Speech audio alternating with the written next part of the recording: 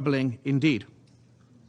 I have been to Ukraine 3 times, and one has seen a variety of destruction, of suffering and harm that fortifies my determination and my previous finding that there are reasonable grounds to believe that crimes within the jurisdiction of the court have been committed.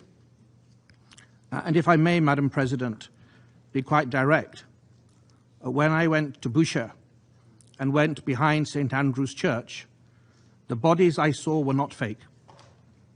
When I walked the streets of Borodianka, the destruction that I saw of buildings and schools was all too real.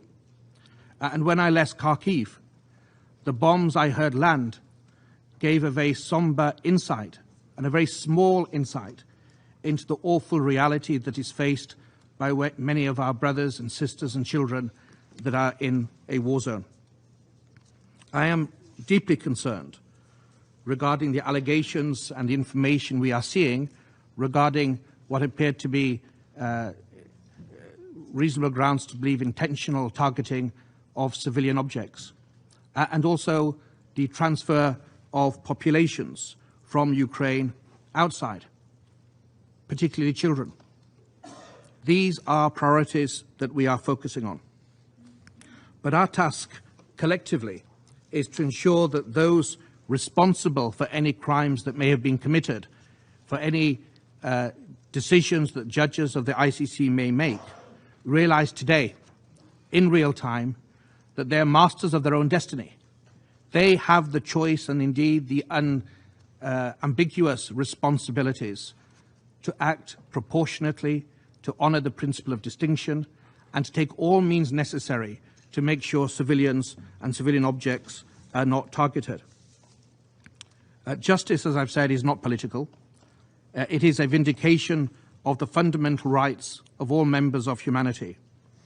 And it's a demonstration of promises that underpin the Charter and the Rome Statute. And in my view, the echoes of Nuremberg should be heard today. The failure to uphold the promises of Nuremberg that we have seen over the last many decades should act as a reproach on all of us. But leaders, not to despair or to despondency, but act as a catalyst for further action, to regalvanize us as a council, as international organizations, and as humanity, to finally, for goodness sake, to come of age and plant more firmly the flag of legality on the international landscape. So today all I can do is recommit to my obligations and my oath as prosecutor of the ICC to do everything I can to engage with all international partner states, the United Nations, other international organizations, to investigate cases within our jurisdiction in Ukraine and beyond.